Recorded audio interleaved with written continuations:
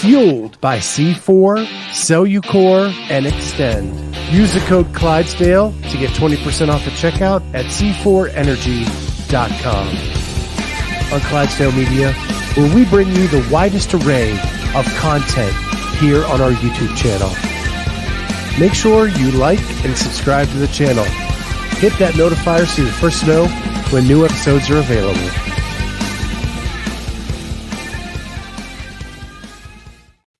What is going on, everybody? Welcome to the Clydesdale Media Podcast. My name is Scott Schweitzer. I'm the Clydesdale. She is Chelsea Nicholas. She's one of my favorite people to talk to, and we're in the off season, so that's what I like to do. I like to talk to people I like to talk to. So here she is. Chelsea, how you doing? Great. Excited to be here and chat with you.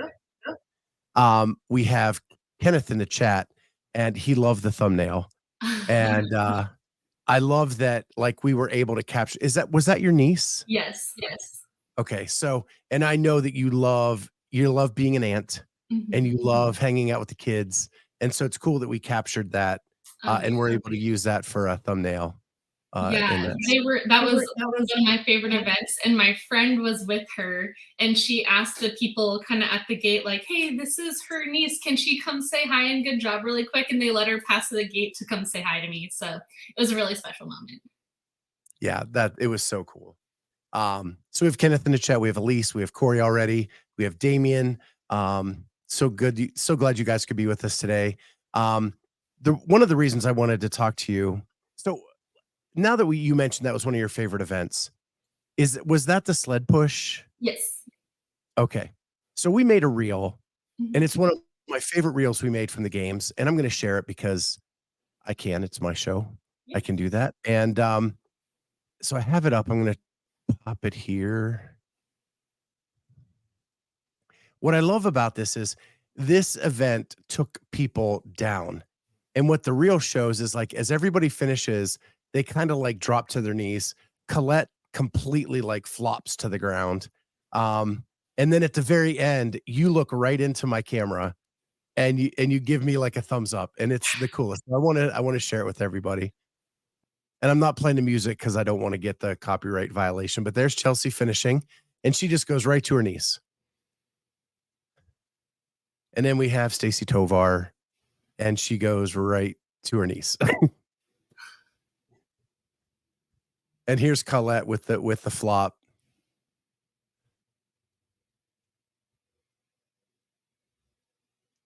It was hot that day, and that was a lot of pushing. And then you're like, but it's all good. So I love that reel, and I just wanted to share it with everyone. I've actually seen that. You haven't? No, that's cool. Yeah, it was so iconic that you all like had the same reaction at the very end. Just like you get the sled across and just, and you're just done. It was a long push, and I think part of it was we didn't quite know when it ended. And I think a lot of us thought it ended when the turf turned blue. So we're like, oh, we're done. And then they're like, no, keep going.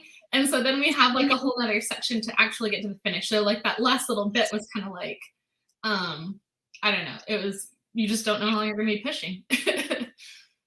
Well, and that next section was black, correct? It was blue so and black. You can stop. Yeah. And that black section, I heard that day, the temperatures were hitting 130 degrees. It was really hot, and they were really good about bringing us like cold, wet towels and water right when we finished, and then telling us not to lay down because it was so hot. Yeah, and Damien says a bit warm. Yeah, it was really hot that day. And then when I caught you looking at the camera, you were right in front of the fan. Right in front of the fan. And so that's I love that's the end of the reel, is you giving the thumbs up. Yeah. So it's really cool. But one of the main reasons I wanted to have you on is, if people don't know your story, you made it to the CrossFit Games. You were in first place, and you were doing box jumps, and everything changed in a flash. Yeah. And so if you were watching Monday Night Football, you saw a similar boot being put on Aaron Rodgers' foot. and ankle. This week, I think it was Tuesday, you did a story where you spoke directly to Aaron Rodgers about what is going to happen over the next few days, weeks, and that if he ever needed anything, he could reach out to you. Yeah. Yeah. And in that story also, you said the minute you saw him in the boot, you knew. Yeah. I mean, before I saw the boot, they had said ankle injury. He was in the tent, and like watching the play, it didn't look like too dramatic, but kind of the way he stood up, and it took him a bit to process that he was hurt, and then he sat back down and put his feet up. That looked so similar to kind of what I went through. So even before I saw the boot, I was like, it might be his Achilles. And then I saw the boot, and I'm like, oh, it's for sure his Achilles. So I was in Minnesota in 2015 when Julie Fouché did a box jump and the Achilles went. I was at the games when you did a box jump, and like we're not friends, but like we've become pretty good acquaintances over the last year. You've been on the show a lot. Yeah. Yeah, and like I wanted you to win so bad. I picked you to win your division. Yeah. And then when that happened, my heart just sunk. Oh my gosh. I mean, me too. I knew that it was a possibility for me. I for sure wanted to land on the podium, but how the weekend was, or how the week, I guess, was going, I mean, that goal had changed from podium to top of the podium pretty quickly. Because I'd been in first place the whole time. We were over halfway through. I liked the events coming up. And yeah, and then everything changed real quick. And as an observer of the sport, when you're watching box jumps and you see the reaction that you gave when you landed, it's you know, like you just know there it went. I haven't actually watched it, but like from what I can recall, I only had a few reps left on the second set of box jumps. And then I did a jump, and it kind of felt like I got hit in the ankle, and I think I landed kind of on my knees on the box. And I thought maybe whoever was in the lane next to me had fallen over, or that a judge had like kicked me, and I looked over and there was nobody there. And because I was doing box jumps, I pretty immediately thought to myself, I think I might have just ruptured my Achilles. So I kind of put my foot down and sat down on the box and made eye contact with the head judge, and the medics came over, and I was like, I think I ruptured my Achilles. So we waited for the event to end, and then they kind of helped me off, and I put my foot down to like try and take a step and feel it out, and it just felt like my foot couldn't push into the ground. And so then we shuffled into the medic room and went from there. So did you have a full tear? Yeah, full rupture. And I actually heard that when it's a full rupture, it hurts less, which, because if it's like holding on by a little bit, that's probably more painful, right? And so, yeah, that was the other thing. When it happened, it really didn't hurt. Like I said, it just felt like it got hit. And that's why I was confused. I'm like, am I hurt? Like, is something wrong? Like, it felt wrong. But yeah. They took me back, and they were able to do an ultrasound right on site. And he had said, the ortho on site said it looked like it might be hanging on by a little bit, but it was definitely like a surgery thing. But then when they got in there, she said it was definitely ruptured. So was the ortho on site, was it Dr. Rocket? Yeah, there were two, him, and there was, I think, another also. Okay. Yeah, I actually have just talked to him a lot because where I'm doing a documentary on 4 athletes we followed at the games. Emily Rolfe is one of them. Yeah. And from her incident last year, the comeback. Yeah. So like, he told me that they just got an ultrasound for this season. Oh my gosh. Yeah.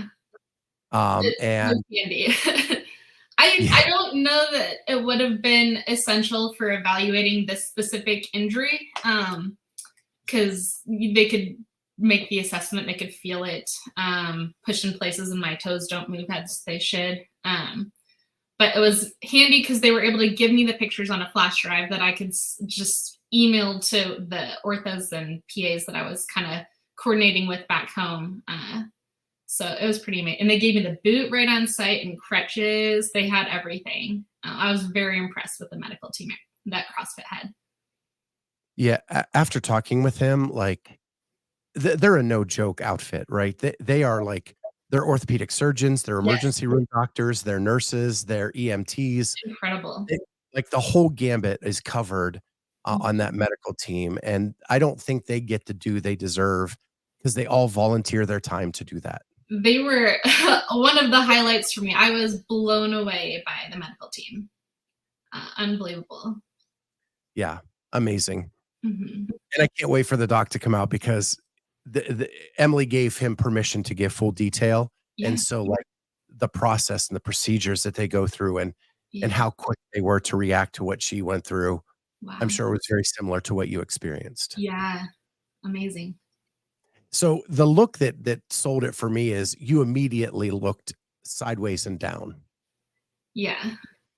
like somebody hit you, and after talking to Julie, like, I knew that's what she felt too, like someone hit her in the back of the ankle. Mhm. Yep. And she wondered, like, who got into her lane or who Exactly. um, so you get all that done.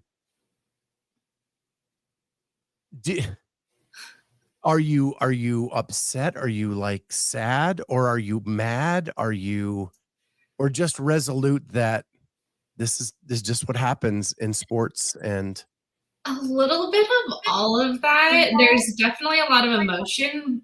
You never quite know how you're gonna react in those moments. Like, obviously, getting injured was the very last thing I ever thought would happen at my first games experience. Um, I remember let's sitting.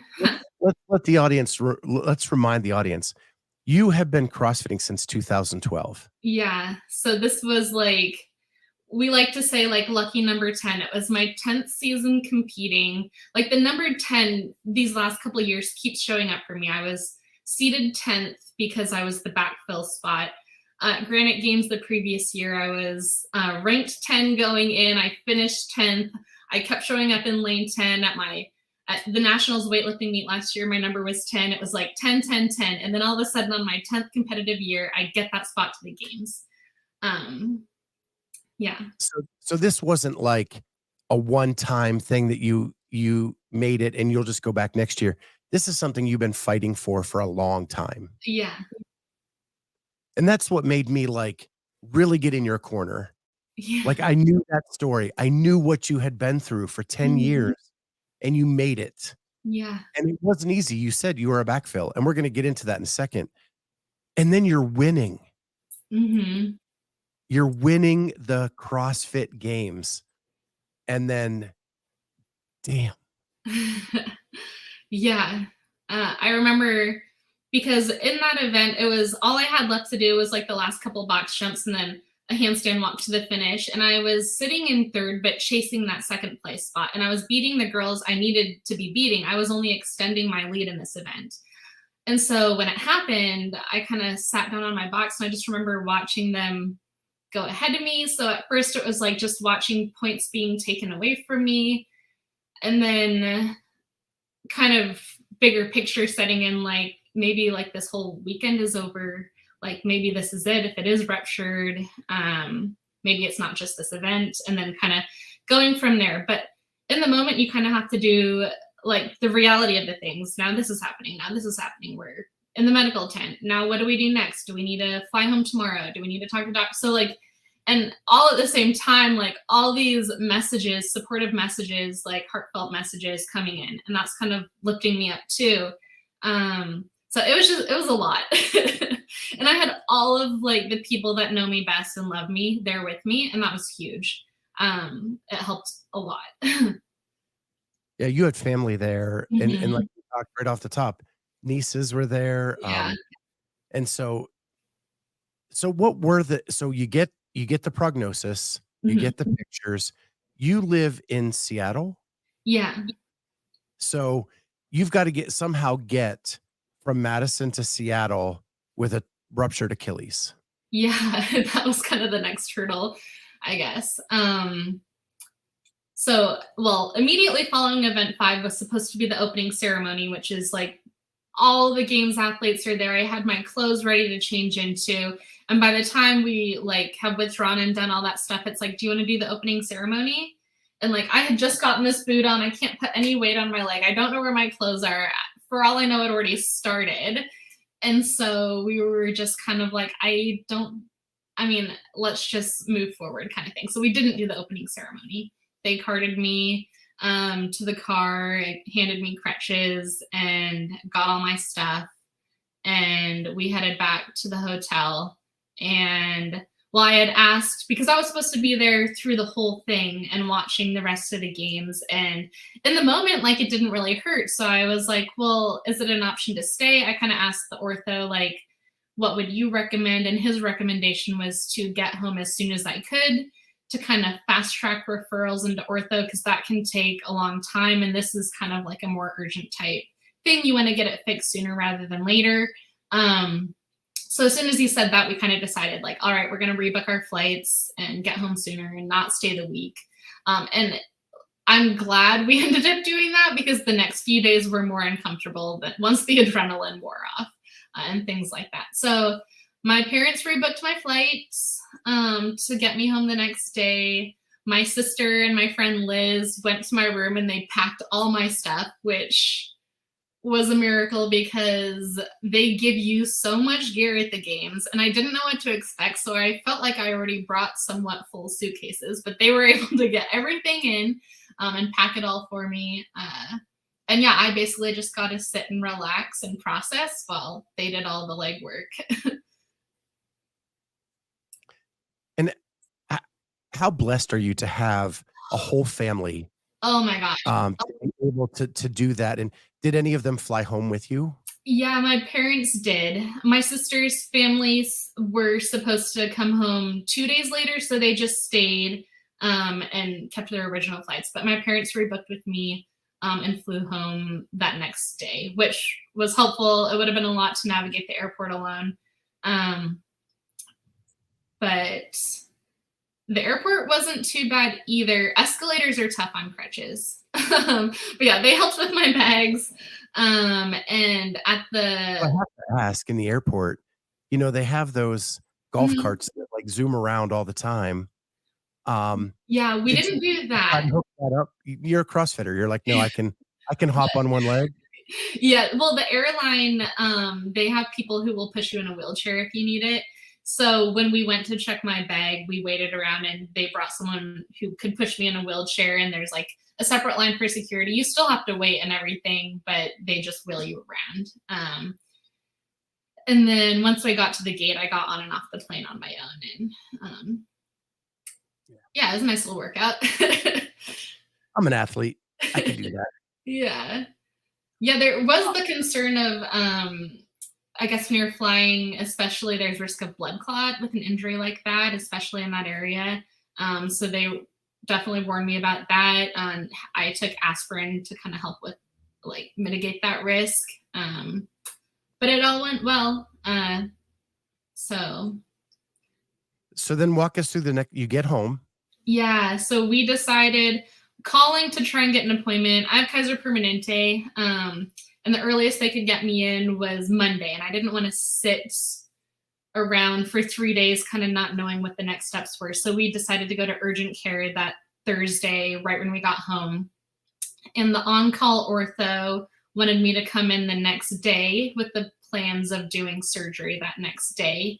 And then unfortunately, he couldn't get an OR and he was about to leave on vacation. So he put in a referral for me and called, like, phoned a friend sort of thing, someone he recommended.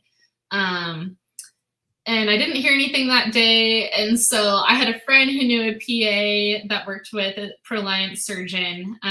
So I started talking to him and he was able to tentatively schedule me for surgery that next week. So I went in and saw him Monday, which made me feel better. Because, I mean, when you have an injury like this and it's late in the week, it's hard to get anything done on the weekend. And you're just kind of sitting around. You don't know what you should or shouldn't be doing. you don't know what the next steps are. You just want to know that you're moving forward and that everything's going to be okay. So once I had like a surgeon lined up and appointments lined up, that kind of put me at ease a little bit so I could relax a little bit. I went in and saw him Monday. I had really good feelings about everything. And we actually ended up going into surgery that Thursday. So I guess it was like a week and a day after the rupture. I was in surgery, which everyone I talked to was very impressed I could get in that fast. So I feel very grateful.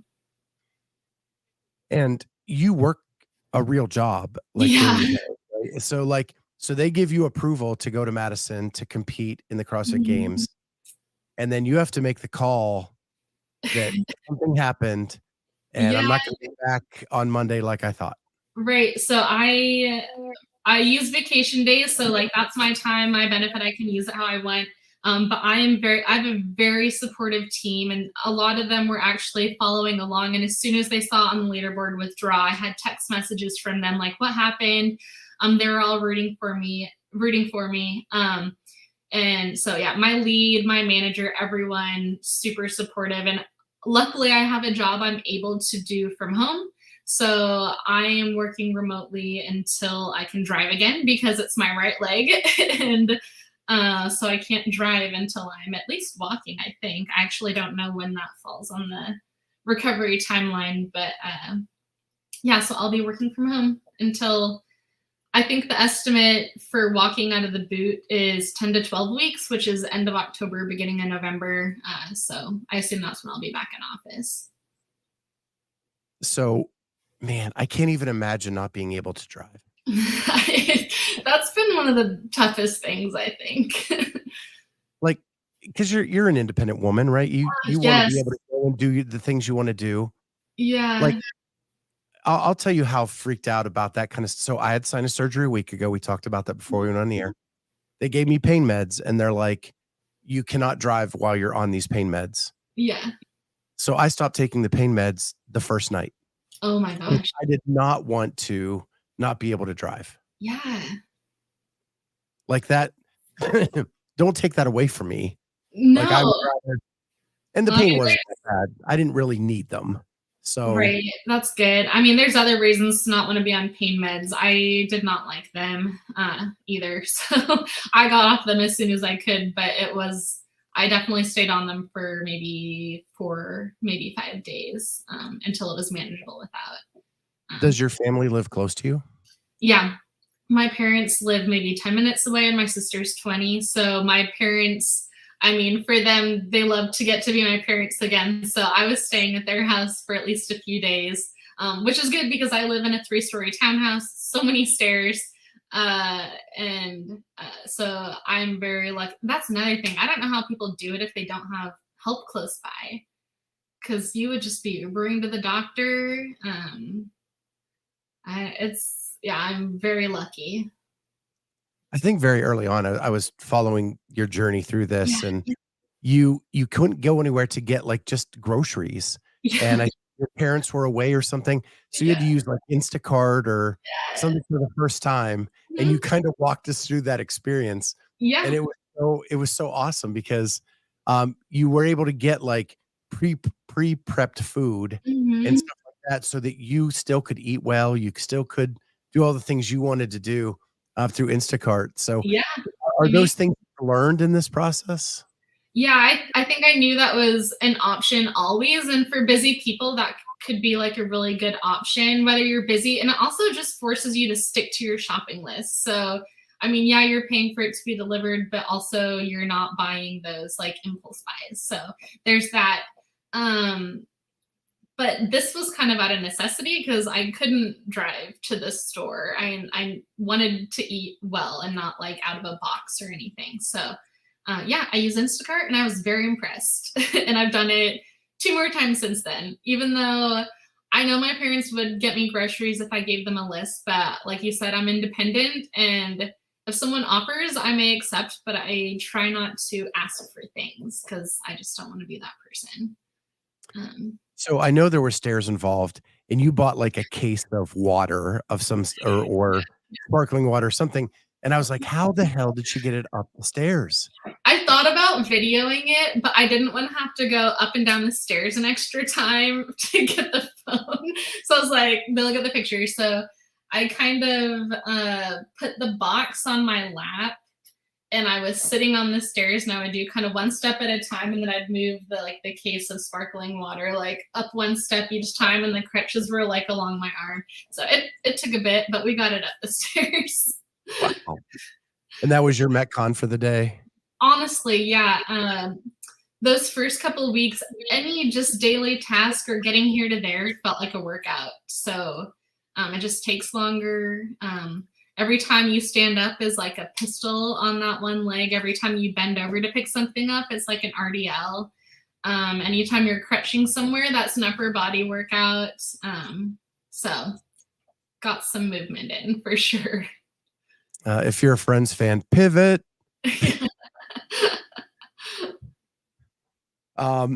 Thank you, Corey, for the joke. So what is the prognosis? I've heard people say that once you have it repaired, it actually is stronger than it would have been before because they take up all the slack that you develop over time. But it is a full year for NFL players. What does it look like for a CrossFitter? Yeah, I've heard a lot of stuff. I think initially what felt good to me was there are a handful of high-level CrossFit athletes who have had this injury and have come back to compete at the same level. I can name a few that I just have known of over the years. So that was really promising to me. And then looking at the protocol the surgeon gave me, first of all, I made sure she knew that I was someone who competed in athletics and hoped to do that again in the future. So knowing that, she said she made it nice and tight, which I think can make maybe recovery a little bit tough or painful in ways, but more functional and to be used at that higher capacity. And just looking at kind of the protocol for what to expect over the next weeks and months, it is definitely a longer recovery than a lot of injuries. And that's because tendons don't get a lot of blood flow. And this is a very large tendon. So it takes a long time to heal. So I'm 5 weeks post-op right now. At this point, I have this boot on that has a big wedge in it to keep my toe pointed because they don't want to stretch it or load that Achilles tendon yet while it's healing. And I've built up to 100% weight bearing in it this last week, and then I'll meet with the surgeon again next week. And from there, we'll slowly taper out the wedge to get my foot from pointed to more flat. And then at the 10 to 12 week mark, which is end of October, beginning of November, I think we should be out of the boot, maybe with a wedge in my shoe. And then I guess from there, PT would start. And it said anywhere from 9 to 12 months for exercising at your normal intensity for a sport like CrossFit. So I don't really know what the next few months will look like. I think it'll be changing pretty regularly, but yeah. So the obvious question is your goal to sign up for the 2024 Open? Yeah, I mean, I plan to do it. It's easy to say that right now because I think a lot of the hard part physically is behind me, but the hard part mentally is ahead of me. Because what I'm thinking about now is I cannot even imagine doing double unders, which is the most simple, basic movement in the world. And that's always going to show up in the Open. And so, I mean, we'll have to see where I'm at when I get there, but I would like to. Well, the good news is the Open's now only 3 weeks. It's not the old 5-week Open, right? So there's not as many movements that you see. So you actually have that roulette chance that maybe you don't see the thing that you need to not, right? Let's see, Give September. you 4 more weeks to get ready. I could be okay by because February is 6 months post surgery ish. So yeah, I mean, Right now, that's my intention. Of course, have to take it day by day, but Okay. So I have a couple different things. So what's funny is, so Julie Fouché, and I was around this instance, so I know it kind of the yeah, best, is I took my L1 in July after she blew hers, or I not blowed it, but yeah, ruptured it. And then I took my L1 and she was part of the staff, yeah. CrossFit Level 1 staff. So I got to watch her kind of go through some rehab stuff. And what blew me away is on her non-injured leg, she had to wear like an extra heel on her shoe. She strapped it on Smart. because because of the difference in the boot bottom to a Yes. shoe bottom. She didn't want to be off kilter and hurt her back or hips or whatever. So she actually strapped a heel like thing on her shoe to do some workouts when she got to 100% weight bearing. And she worked out at lunch during that L1. Yeah. That's a really good idea. I mean, because yeah, I'm 100% weight bearing, but it feels like I'm wearing one high heel and one flat shoe. So you can imagine it's like not very ergonomical at all. And I've been able to the last couple weeks now that I can bear some weight on it. I've done like modified wall balls, and I just put like either a plate or some mats stacked up under my good foot to level everything out. That, or I just do a seated variation. But yeah, Yeah. that's it's weird. The Some thing she had was like practicing the heel would be good. it looked like a cage on the toe, and Okay. then it went back and had like a little extra heel to get Ah, rise up that right the other I'll have to side. look into that. Yeah, that'd help a lot.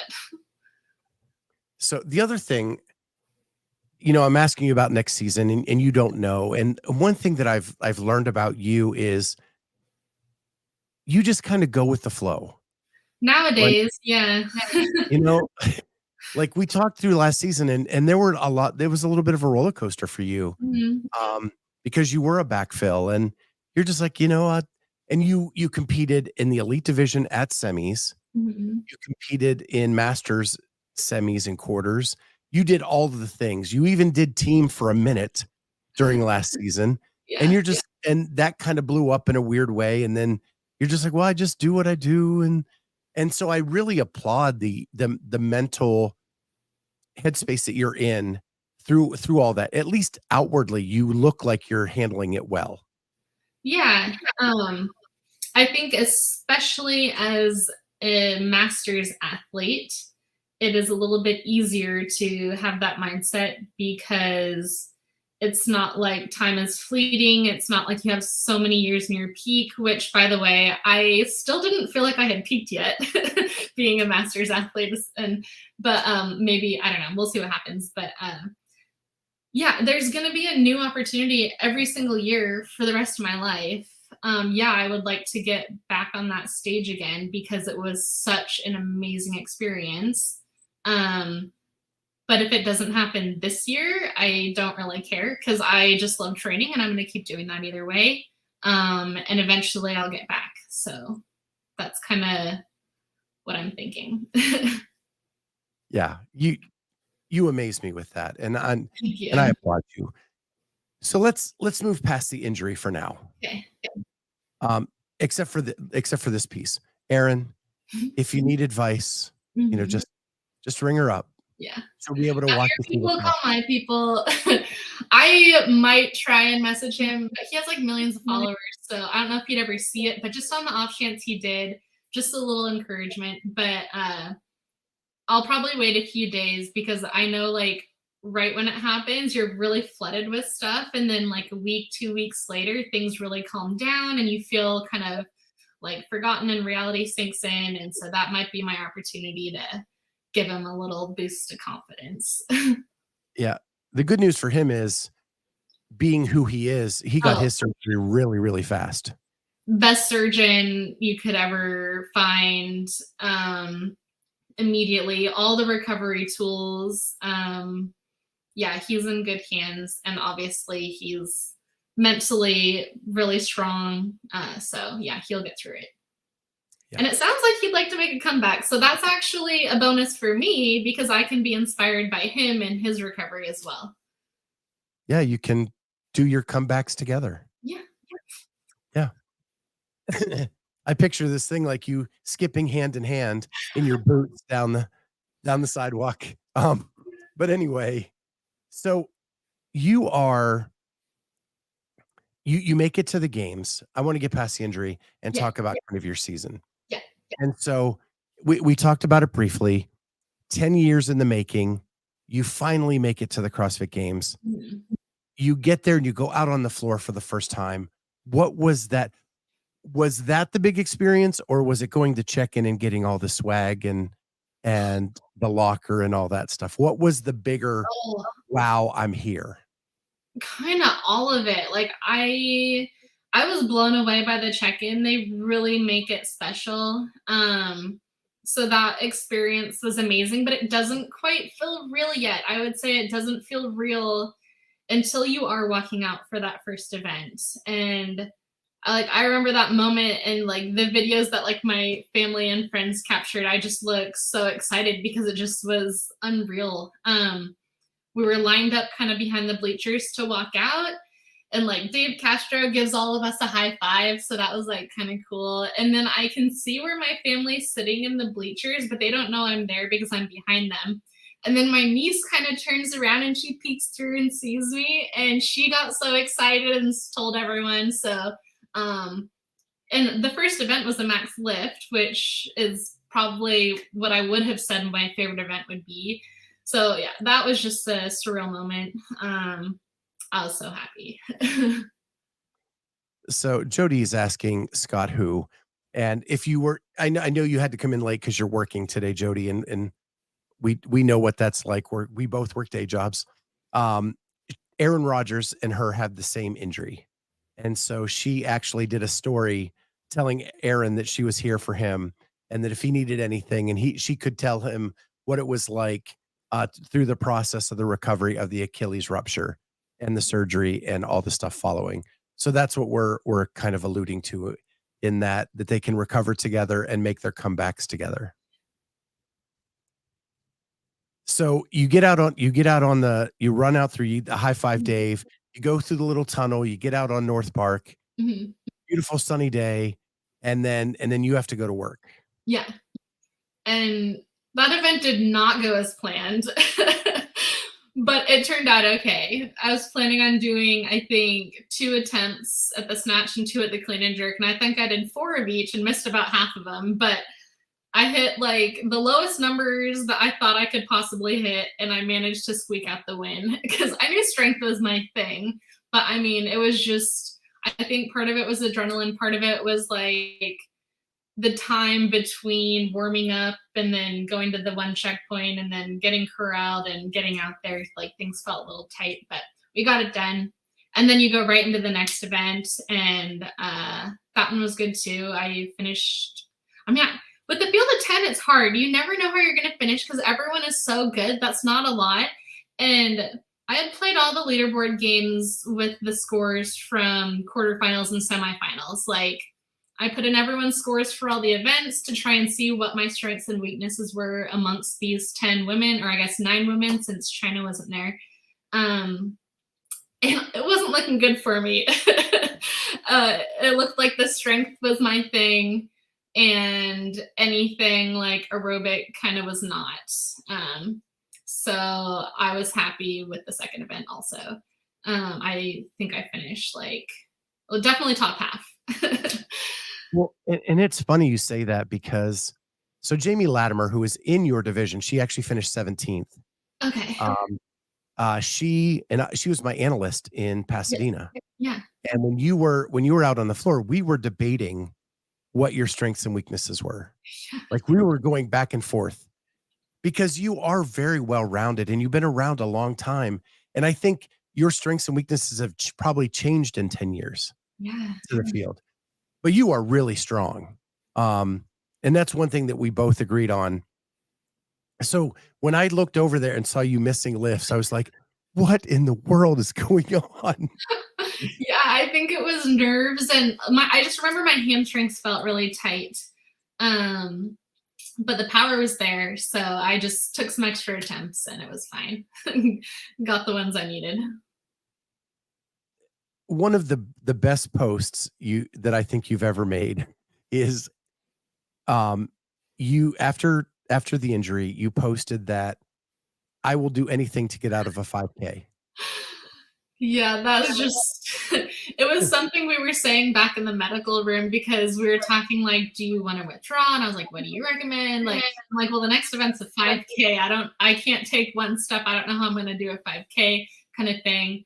Um, and so I just looked at my coach and I was like, anything to get out of a 5K. And so that was kind of like our little joke that day. But in reality, I was really excited to run that 5K because I did cross country in high school. That was something I hadn't tested in a while, but I think of myself as a decent runner. So um, I was looking forward to it. And in all reality, like that was just a joke, just something to lighten the mood, I guess. Yeah.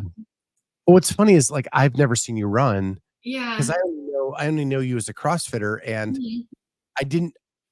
And my thought was, if you could get through that 5K in good shape, you Yeah. had a good shot at the top of the podium. Yeah.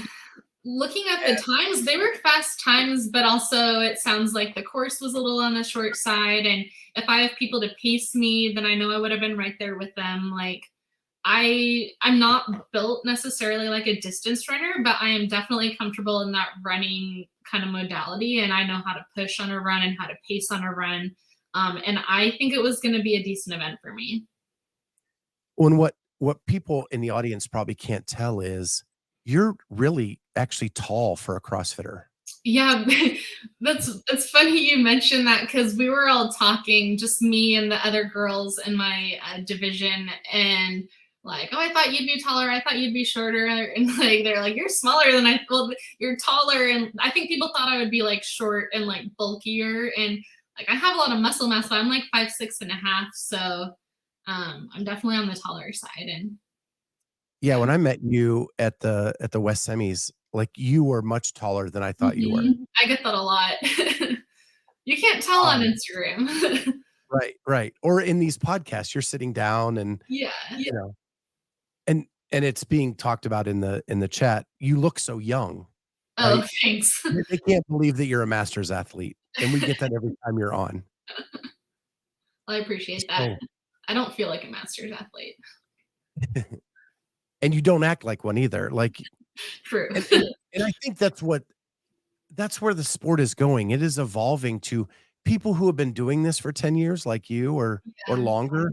Like they're in really good shape when they get to that 35 to 39-year-old division. Yeah. And it's no joke. Like the competition there is fierce. And Yeah. I think if we can keep that moving, it will only grow the masters divisions because the competition is good. Right now, I think we've got great competition from 35 to 44 for sure. Yeah.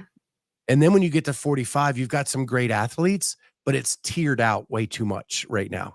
Yeah. More people need to know they have that opportunity, as they get older. Yeah. And especially as this sport ages, because at this point it's been around however long, so people can only have been doing CrossFit for that many years. But like over time, you'll have the people who used to be in the open division who are now in the 65 plus if it keeps going for that long. So it'll Right. continue to evolve that way. Yeah. We talk about all Lana Marcine, who was there covering the 60 plus Mhm. and 65 plus.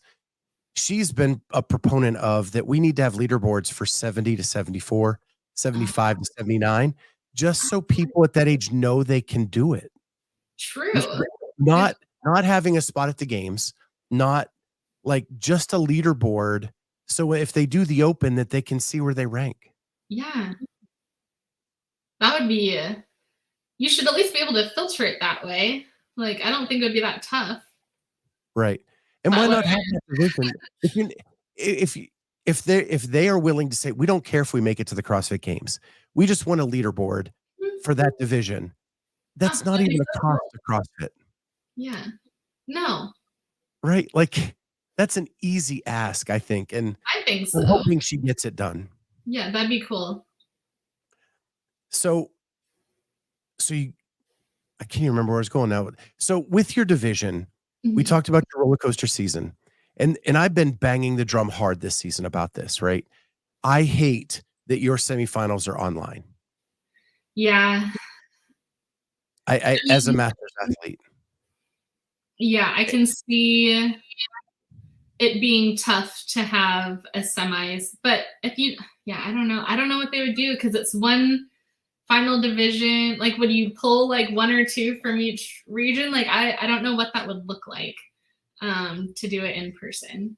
Yeah, I don't have all the answers, but I wish we would at least as a community look. So let me ask you this first. And well, okay, I have so much to say about all this.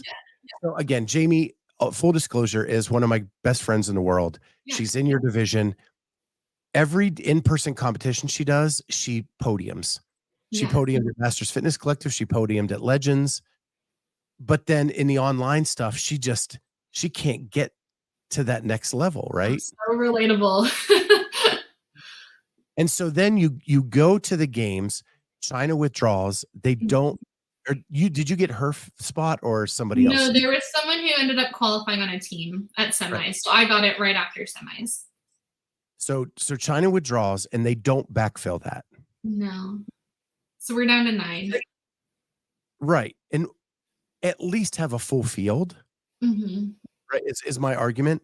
And then another person tests positive for PEDs, mhm, right? So now like you withdrew and you even moved up a spot. mhm. Um, and so my argument is I thought you'd be a great test case because you finished 11th at semis, you get the backfill to 10th, and then you're winning the whole thing. And it Yeah, would show that we are not accurately picking the 10 that should go. If you're only picking 10, it needs to be a better test to make sure you get the right 10 there because it's yeah. such the eye of the needle is so small. That's kinda what I was gonna say, either, like, a change to how you qualify or a change in the number who qualify. Because I think for sure if you had the top 20 from that online, I think you would have the best of the best in there, but 10, I just think you're missing some talent that could shake up the leaderboard and do something big in person. Um, because yeah, like I said, I was looking at all the scores and I was like, man, these girls are fit. And then there I was on top of the leaderboard for the first 4, maybe 5 events. So I don't know what it is. I don't because they do thorough reviews of those video submissions, but there's just another element to competing in person, I think.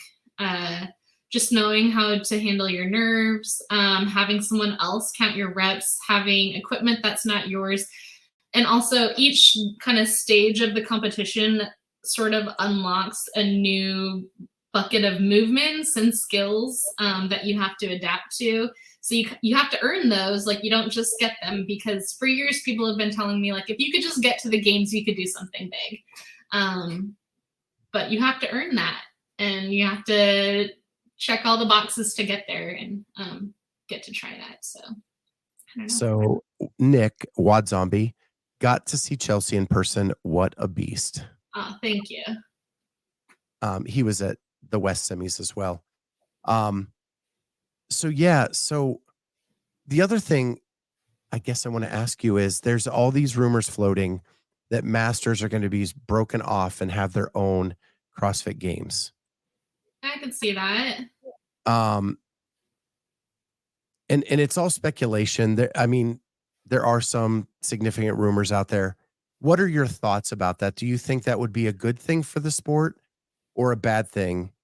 And secondly, you as an athlete, how much does it mean that you're out there on the same at the same festival with the elite athletes? Yeah, that's a good question. And I guess I could see it going that direction. That's probably pretty realistic. I don't know the ins and outs and the costs and whatnot, but to me, it seems like it would almost be more cost effective to have it all together the way they've been doing it for years, just one big thing, and it brings more people together. But I mean, the way they like broadcasted the masters, no one, it was like a traffic cam. People trying to support me didn't know what was going on. So they could really just watch the leaderboard. Or they said if they listened, it was okay. But so I could definitely see things moving that way.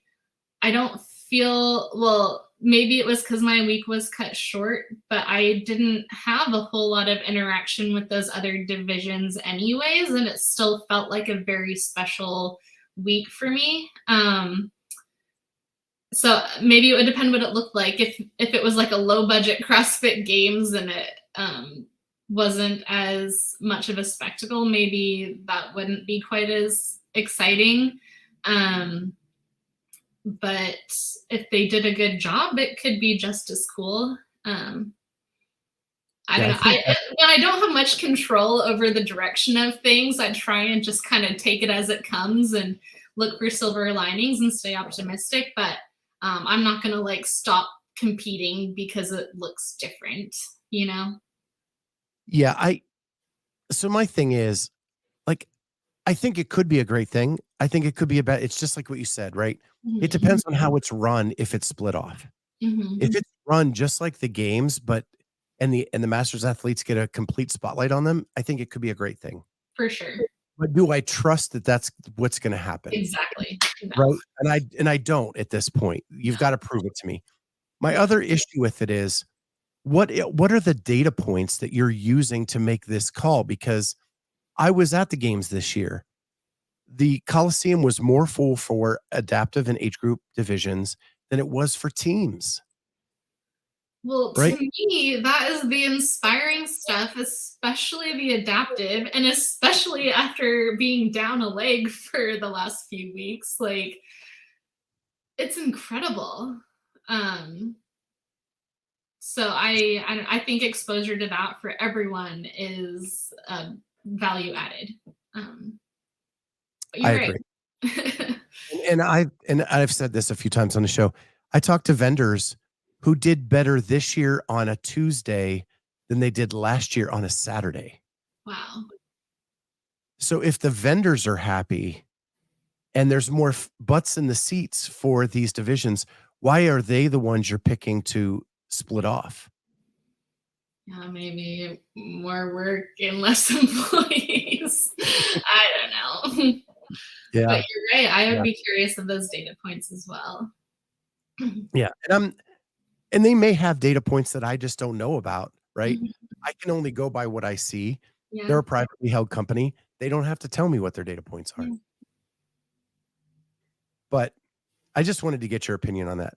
The Yeah. last thing I want to ask you, and then I'll let you go because I know you're working today, is that you got to go out on the floor with people that you have been trying to compete with for 10 years. You got to go Yes. out there with Danny Horan and Stacey Mhm. Tovar. What did it mean for you to be out there on the floor with those people that you have been pursuing through regionals back in the day, all the way up through semifinals to finally make it out on the floor with them? Yeah, I mean, that was another highlight for sure, and meeting them in person and just getting to know them as people, like, only made me more inspired by them, to be honest. Like, everyone was so incredible. And that, I mean, Danny Horan, so cool. And I competed against her at Granite Games years ago, and she probably didn't know who I was, but I was a big fan. And same with Stacey Tovar. Like everyone knows that name. And like you said, they were the games athletes I was watching when I was just like starting to get into the competitive side of things. So being next to them made it more special. I think if it was a field of 10 and there weren't any names that I knew before, it might have felt a little different. But like having them on either side of me, it just, I don't know, it was cool. Yeah, and it had to mean some when you were in first place Oh yeah. with those people out on the floor, like, it gives validation to what you're doing as well. Yeah, and I've said this too, like, I am so grateful that I was able to complete 4 events, well, almost 5 events, because it really helped me prove to myself that I did belong there, that I could compete against them and do well.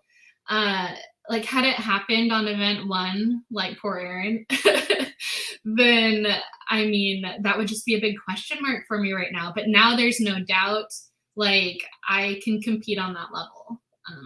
So that was Yeah. huge for And me. yeah. What's so funny, I love that you say, like, I competed with Danny at Granite Games, so she probably didn't know who I was.